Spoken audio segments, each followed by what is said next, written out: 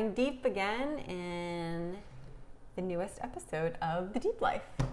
What are we talking about today? Yeah, so I guess this one's pretty broad, but we're going to talk about, I guess, the role lifestyle plays in general in like health and wellness. Yeah, which is something that's overlooked a lot in the fitness industry, because anyone who's starting out on their journey is always told or has the perception that you need to be in the gym for hours on end, 2 times, a day sometimes, and that can just shoot your adrenals into despair and desperation and burn you out before completely, you get any reverse results. Reverse the lifestyle of it. So yeah, and I think like it always comes back to just like being a human, I think. And I think like humans are complex people. Yes. There's a lot of little things. Yeah, and it's not as easy as just fixing, your workout routine. There are additional steps and habits that need to be built to get the results that you want. Yeah, it's like more like eliminating the things that are holding you back than prescribing a new diet or a new workout regimen or something like that. Where it's like all these little things that you do throughout the day can either be helping you or pulling you back. And it's like we talk all the time about lifestyle. And Okay, let's go back a little bit, because where we shifted our mindset to, or at least for myself, I can speak, definitely happened. I mean, this was probably years and years ago, even before we lived in LA. But I remember when I began training on the schedule that I was at with my corporate job, we were up so early in the morning because I wanted to dedicate the time to have that movement practice in the morning to get me set up for the day ahead. And I was always feeling so much better by starting off like first thing in the morning working out. That was just my preference. Yeah. But what I realized too was also how much better I slept at night, which I didn't correlate with like working out and having a movement practice. And then getting to bed earlier and earlier to get like the quality sleep that I needed. And I remember my friends used to make fun of me all the time because I would be in bed at like 8 p.m., 8:30. But I needed that time because we were up at about 5 a.m. And I sacrificed a lot because I wasn't going out for dinner and drinks as regularly as some of my coworkers and friends were. We would just opt not to do that. And it's not that I didn't want the social aspect in my life, because I loved those friends and still love them dearly to this day, but prioritizing my health and wellness at that point, because I felt so defeated not getting the results that I wanted for years and years, was at the forefront of my mind. And I really started to shift my mindset in like, I'm ready to better myself, and I don't need to technically go out and have, a bunch of cocktails during cocktail hour, like right after work. Like I'd rather get home, cook my dinner myself, and then be in bed really early.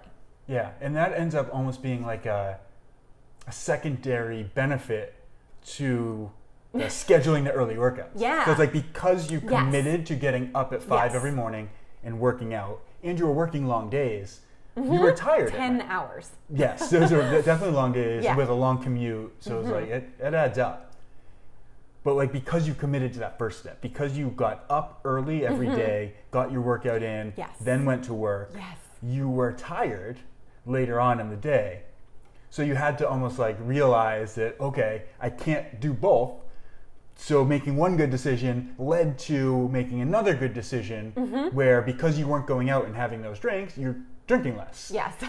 You're also not eating at restaurants. So you're eating better quality food just because of, the oils and the sugar and all the crap that they add to meals at a restaurant. Like you're not going to get a healthy meal. It's really, really hard. It is, to get a healthy meal at a restaurant. So by deciding to get up early, you in turn, like by default, opted out of bad meals, opted out of more alcohol, opted into going to sleep earlier. And all these things start to fall into place. It's momentum. It's like the way like you make one good choice, it makes the next good choice easier, or almost makes it for you. In like your case, you don't have the energy to go out and have drinks. Right. And then if you do that, you're going to miss your workout in the morning. So you're making a good choice, then you're making another good choice, then you're making another good choice. And that's like looking back at it now, doing that, just getting good night's sleep every night and eating better might have had a bigger impact than the actual workouts. Yes, the actual for sure. workouts were just like a motivation to start doing the other things. Yeah, because I was also walking a lot. Like half of my commute was walking a lot too, so that did obviously help burn additional calories. I was also at a job that luckily, like my lunch break was technically an hour, and I could go off of premise and walk around and do other active things as opposed to like kind of removing myself from the office life, which was very nice. But all of those little habits that we developed then, because you were pretty much the same, developing them at the same time, it just light bulbs kept going off, and we were on this like momentum mindset high of like, okay, this is like so exciting, and we just kept feeling better and better and better as little habits formed, and then it just took off. I remember having a conversation with somebody, I think I actually mentioned this on another podcast that we were doing, but talking about like the peanut butter and bread. So I was like eating peanut butter and sandwiches every day. But then made the switch to like better quality peanut butter, better quality bread, which was huge, and like bananas instead of jelly. And I remember talking to somebody about that switch when I was still training in San Francisco, and it was like just talking about how much better I feel by just having like better quality bread, better quality ingredients. And I remember saying like I don't think people realize that they feel like shit. And it's like once you can start to feel better, you realize how much more possible, I don't know how to phrase that, how much possibly better you can feel. How you could possibly feel better. So but it's like every time that you make this one change and you feel a little better, you do get that, like you get a little high kind of, where it's like, oh man, and you start searching for new ways to feel better. And I think that that's such an important like little tidbit to touch on, because I think also with the momentum method coaching that we do for our clients, we're never wanting them to drastically change their lifestyle where it's going to be detrimental. So your example of, okay, you're probably addicted to peanut butter sandwiches at that point, and you were not ready to give it up, and that's okay, because your mind, you knew yourself that you couldn't go cold turkey. So it was, okay, what is the alternative? And that's where our expertise and our knowledge and our implementations help people develop, that habit one step at a time. Like, okay, let's get you the best possible peanut butter, whether that's like a whole natural one from a great food store or making it yourself, and then the best possible bread that you can use, and then using the whole ingredients for the fruit. And that, just the simple change by eliminating, people aren't realizing that when they're switching out the different peanut butters and different breads, that they're actually eliminating the really bad oils and the processed foods, because they're switching it with different brands or different types. So elimination can be a really tough word for people to grasp. It sounds scary. Yes, they don't want to have something taken away.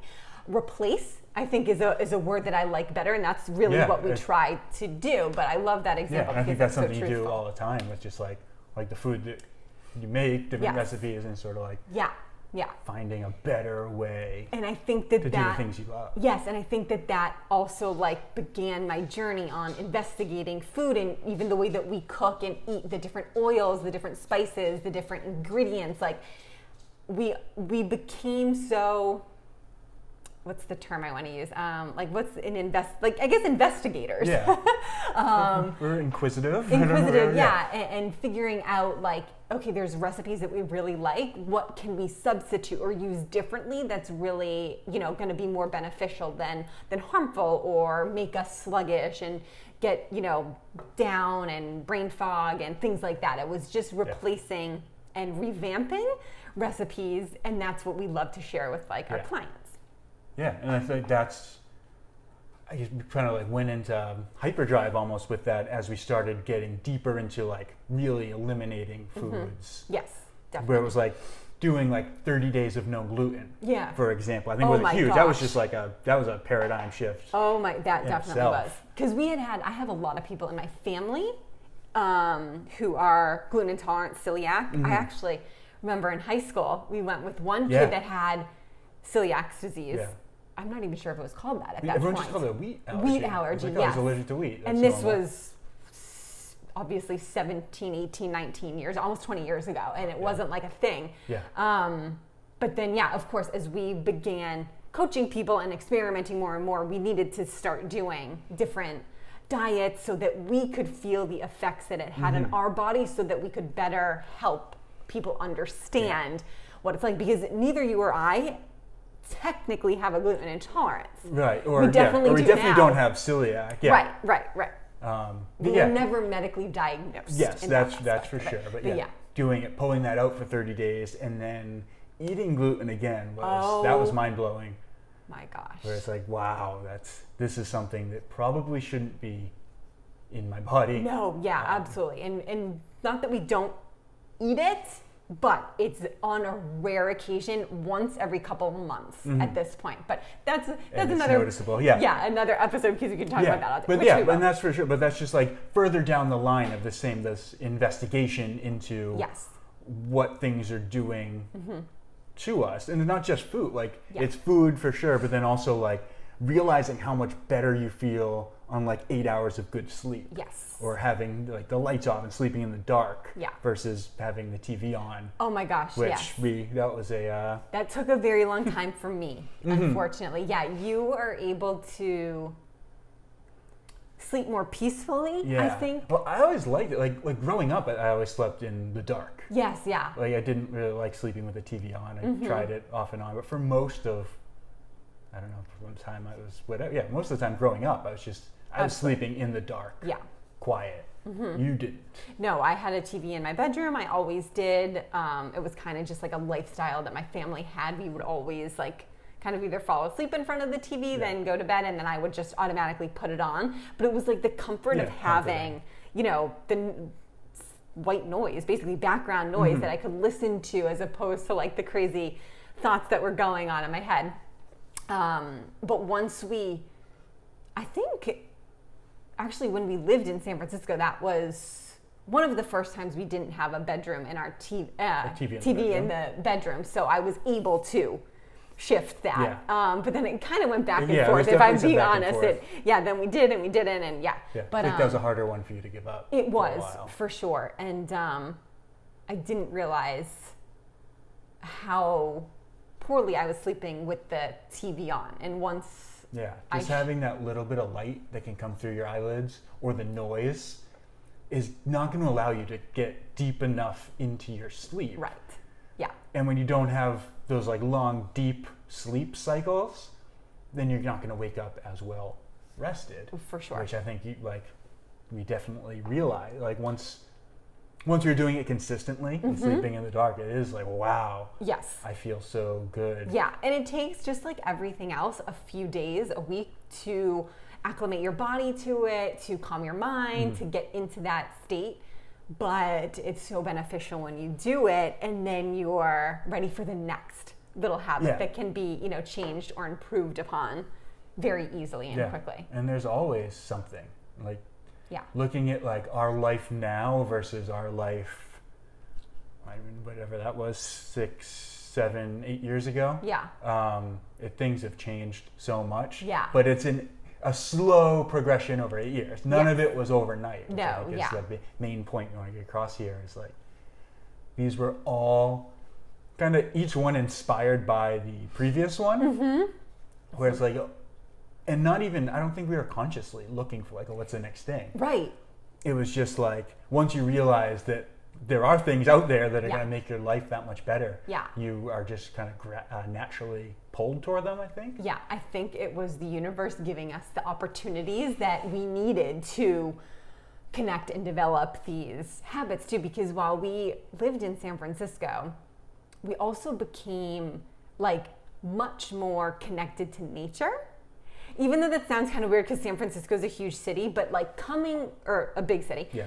but coming from Boston and living in the suburbs as, you know, we were younger, but like we basically went to college and lived a very city life. Like Yeah. we didn't even have a car until we moved to LA. Like we didn't have one in San Francisco either. We took like the trains. Everyone relied very heavily on city-like walkability to restaurants, bars, workout places, you know, any type of extracurricular activity and entertainment. We did like walking and it was available. But the people who we were friends with in San Francisco were much more, I would say, adventurous and got us to camp Yeah, a lot. camping. And so, which I, at that point, like You're a city girl. night and day, like, 1 minute, there's no bathrooms here, like there's not running water.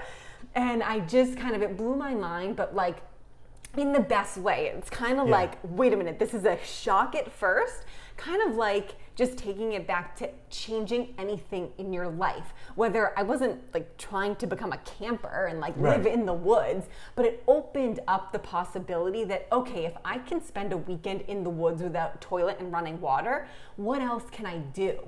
And it was really exciting and invigorating. Like, I'm not showering for 4 days, and like, that's okay. Yeah. Like, we're just kind of going with the flow. And I think that that was something that was really beneficial for both of us to go through, because you helped me a lot, like, understand that like all of these things are very natural and very human-like to do this. We've just been westernized in our upbringing.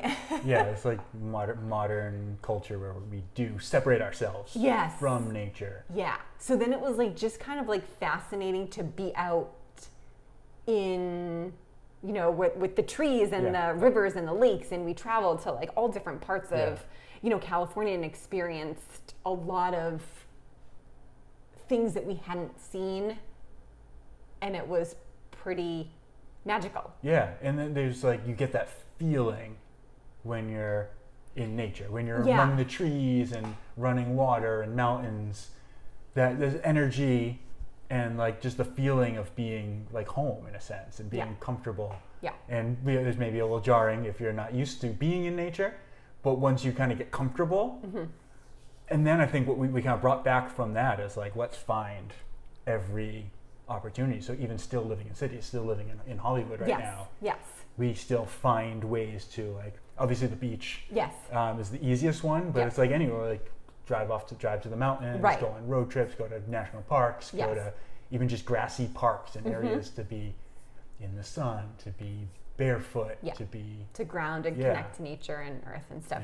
Because I do feel like there is like that supercharge that you get from the earth itself. Like the earth is a living being. That's what it is, just like us. And we are of the earth. We come from it. So having that connection to it, I think, also opened up both of our perspectives on, you know, kind of like what else is out there other than the, you know, jobs and stuff that we were doing. I think it was just like a trajectory on how our mindset was shifting at that point to get us to the health enthusiasts that we are now. Yeah, all these things that like got us onto the path, I guess, that we're on now, the lifestyle that we live and are. And I think the point in me bringing up all these things is like, this is what we are talking about with lifestyle. So everything is interconnected. We're doing all of these things that are bettering ourselves and creating these habits that we really didn't know that we were creating at the time. But then once we became consciously aware of it, I feel like maybe a year or two down the road, then we began developing like the 7 habits that we did, and like being able to like coach people through these aspects that we had gone through, because we weren't making the connections until a little bit later, and then the light bulb started going off. In hindsight, it's easy to look at what we did as momentum. Yes. When at the time it was just like doing things. Yeah, it was like one foot in front of the other, but we didn't call it momentum at that time because we didn't know. There wasn't a big picture plan. We didn't necessarily have a direction that we were trying to get to in that point. The path kind of unfolded for us along the way, but it unfolded like faster and faster. Like with each step, the steps became bigger and more profound and more noticeable. Yeah. And it became very clear to us that like, this is something that not only do we like love taking care of ourselves and being healthy and feeling great more than anything, but it's like we realized how, I'm gonna say easy, or how simple it is. Yeah. And it's like, I want that for everybody. Yes. So then that's when I like really, the coaching changed. The coaching, like you decided to get into coaching. Yes. And not just being a person who like ate healthy and exercised, but like actually an actual coach. Because I felt like the shift, I was feeling, like you said, like people don't realize how badly they feel with the crappy foods that they're eating if they're not changing it. It's like, just how they feel. Right. I felt fine. Like I felt like normal and like happy, and like, I mean, I was not depressed or like sad or anything, but once I began changing little things, then I was like, oh, wait a minute. This like, is new. This is really new, and I feel even better about it. So I wanted to help people also feel that same way. Because it's, I think also like I had to really wrap my head around not getting instant gratification from certain things. And I think that that's where you helped me so much in that, and that because you helped me, I like want to help other people in that sense, like coached you through it, because this isn't a quick fix, right? You do need to have some sort of idea of the longevity of it. Like it's, what we began practicing, 7-8 years ago, we still to this day do, and do it better. Yeah. Like we've never ever trailed off from the momentum method path that we're on. We've only gotten better. Yeah. And same thing with the people that we coach. We're only helping people get better. It's never, we don't want to coach people for the rest of their lives, obviously, and that's never our goal. But I'm saying like when starting out on this journey, and especially working with us, the commitment is long term. It's not just the month to month to month. It's looking at it for the future gains that you're going to get in a sustainable way. Yeah, sustainable is huge. It's like sustainability and longevity, I think, are like two things that everybody could just really, really benefit from embracing. Yeah. Those concepts, where it's like you don't need to do it all right now. No. Is it like, exactly. It's fine. And you can't, because if you tried to do everything that we do in a month, you'd fail miserably. We would fail miserably if we were starting out 8 years ago and doing the things that we do now. Like we said, like we're talking about this has literally been 7 years. Now, is it going to take people 7 years? Of course not. We don't want to scare you away. Of course not. We're just saying it's because you're so excited and you're so motivated to build that momentum forward, you just keep going, as opposed to hitting plateaus and walls and falling backwards. That does not really happen. It's like the path isn't necessarily like a straight line. No. It's almost like a spiral. Yeah. Where it's like, and it's like an upward spiral where you kind of come back around to things. It's like a spiral staircase. Yeah, it's exactly what it is. So that's a great way to look at it. A spiral staircase where each time you come back around, you'll revisit a new thing. But you can do it better. Yeah. And then you come back around and you do other things, and then you come back around and do this thing better. And go back around and do another thing better. Yeah, absolutely. And that's where you get that, like, those big jumps in just feeling better, performing better, looking better, whatever your goals are, whatever you're trying to get to. It's the revisiting of concepts. And it's like, you can do one thing. So like committing to go to bed early. And then we did a bunch of other things kind of implemented along the way. But then it comes back to like, oh, maybe let's turn the TV off. And then your sleep gets a little bit better. Then it's like you come back around, like now, like we tape our mouths shut. Now we have a specific bedtime routine from the time we eat dinner until the time we go to sleep, where it's all building up to just naturally feeling tired. Then we're taping our mouths, so we're breathing better, we're sleeping better, the lights are like all these things.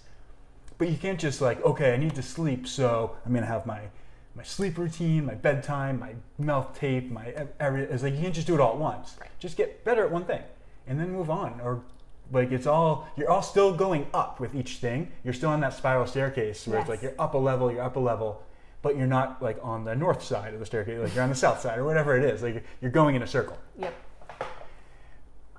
And then I think like, I just love the idea of like you're never there. And it's comforting. Like you don't need to get so worked up like, oh, I have this goal, like I'm never gonna get it. You're gonna hit goals along the way. But you're never done. You never just like finish your workout. You're like, all right, that's it. I'm fit. Fitness forever. Get me some cake. Like it's just never ending. But in each moment, you can be great. You can feel great. You can look great. You can perform great. Like you can do all these things. You can inspire people. You can provide people with more. You can be more fully in the moment because you've done all the other steps for years to take care of yourself. And I think when you do that, you don't, like you were saying, you don't hit those walls quite as hard. You don't hit those plateaus in the same way.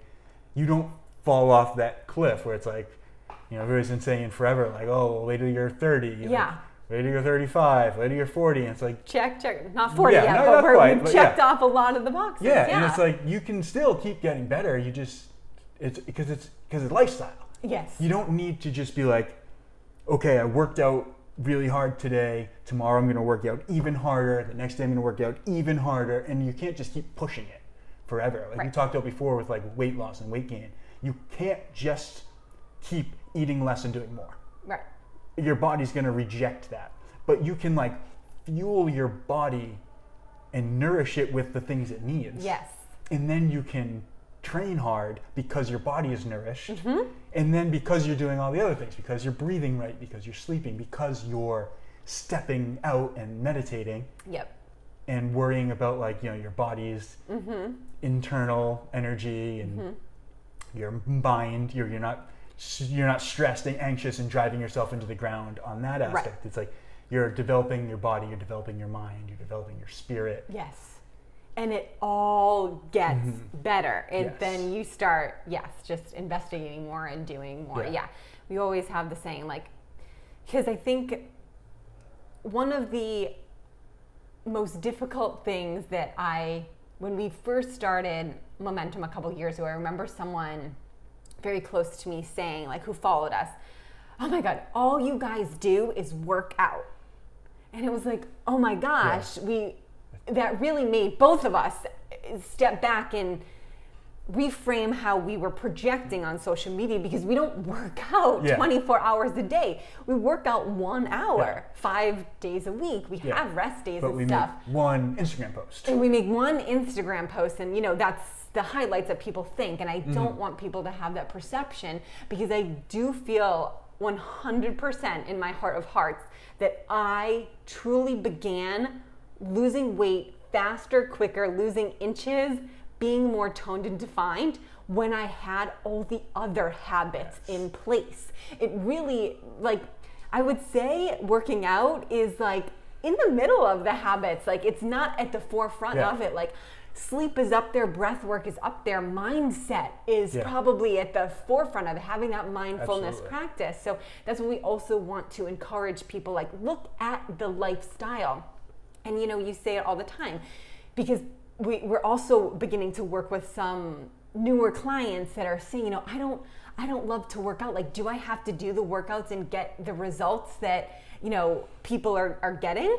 Of course not. No. Like, that's exactly right. So let's talk a little bit about that. So I think, like, there's an element of working out that is almost like putting in what our modern lifestyle has removed. Yes. So like sometimes our lives aren't physically demanding in the sense that they would have for like cave people. Sure. So I think that there's an aspect of like moving your body, making sure that you're physically moving your body so that it doesn't break down. But if you don't ever go to the gym, you can still be really, really healthy, yes, really, really happy, really fit, just by like eating good food, breathing, walking, sleeping, walking. Like it's so, yes, it's really, really simple. And I think like that should be like the default setting of humans is like really, really healthy. Our bodies are unbelievably resilient. Like we were saying before, like when we were younger and had worse habits, we didn't realize how bad it was because our body was so resilient and it was able to put all its energy into like fixing where we were messing up. And then as we started to treat our body better, it was able to put its own resources into feeling great, into being healthier, into like repairing and regenerating and all these little things. So it's like just by like not poisoning yourself with fake terrible foods, by like paying attention to like the quality of the water you're drinking, the food that you're eating, making sure that you're sleeping so that your body has that time to clear out, to take care of your brain, to take care of your like moving lymph and glymph through your body. And then walking. Doing, or yoga, stretching, we like to work out. But not everybody does. That's okay. You don't need to go and deadlift and squat and bench press. Like if you want to just do some stretches or get like mobility or literally just walk for a mile or 3 miles a day, that's totally fine. Yeah, and that if that's all you're doing is like eating good food, sleeping, breathing, walking, you're gonna be lean, you're gonna be healthy, and you're gonna feel really good. The working out is like icing on the cake. It's like, I want to look a specific way. Yes. I want to have specific capabilities. Yeah. I want to like honor my body in a sense that like, let's see what I'm physically capable of. And I get excited about that. I love the challenge. I love working hard. So on top of all the other things, it's like, I want to train so that I can do these things. If you don't want to, if that's not fun for you, you don't have to. Like I think there's this concept, one of the first things you said is like people have this idea of like this prescription of you need to do this much exercise to be healthy or to be just not fat and unhealthy. Right. Yeah. No, not at all. And like I gave the example of the new client that we're working with. We don't even have a workout schedule for her yet. We're literally only working on her breath right now because that is the most important thing that we have to focus on. Because until she gets that down, nothing else is going to work because she's breathing so improperly. And that's the thing that people don't realize. So you can get into that a little bit, just the idea where it's like, if you're breathing improperly, and most people are, if you're breathing through your mouth, if you're breathing and it's all up in your chest, and it's a good thing to just, you can test right now, like if you take a deep breath, do your shoulders lift up? Does your chest expand before your stomach does? Because if that's the case, you're taking over 20,000 breaths a day, and each one is signaling to your brain that you're in like a dangerous situation. So you're triggering anxiety and stress simply by the way that you're breathing. Right. So to get back to what you said, if you don't fix the breath first, everything else is going to be built out of dysfunction. So the food that you eat, you could eat the best quality food in the world, you're not going to digest and assimilate those nutrients properly if your body is stressed and worrying about staying alive, worrying about trying to figure out where the danger is. You're not going to be able to get 8 hours of deep sleep, even if you're in bed and you like get to bed, you have 9-hour block where you're in bed, you're not going to sleep deeply enough to regenerate your body if you're stressed. Yeah. All these things. Connected. Even if you go work out, you could go train like a madman in the gym for 2 hours. you're never going to recover. Your muscles aren't going to repair. You're not going to build muscle. You're not going to get in better shape if you're constantly chronically stressed. So like all these things are stresses. So you need to like focus on one thing at a time, figure out how to manage and like even just perceive stress in the world and how to handle it. And then you can start focusing on another thing and then another thing. And like we were saying before, it gets more exciting because then you get excited about, oh, I feel so much better because I'm breathing properly. How much better will I feel if I'm hydrated? Yeah. How much better will I feel if I'm eating good quality food? How much better will I feel if I'm sleeping 8 hours? And then you feel really good for a while. And then you look in the mirror and you're like, oh, wow, I feel better and I look better. And I haven't even been working out. But this stuff happens really, really fast. It's like we can just, once you get out of that survival mode and that constant chronic stress. Exactly right. It all comes back to lifestyle, which is exactly how we began the podcast.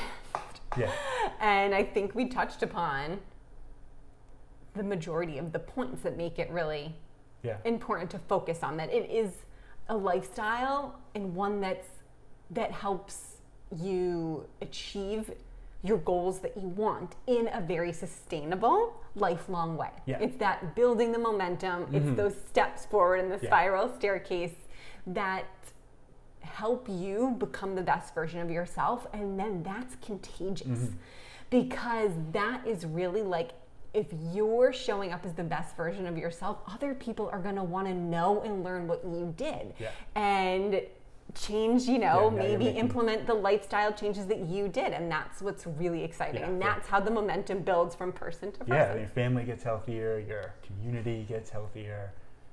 But I think that people, if you're looking for like a prescription, if you want, it's not how as much easy.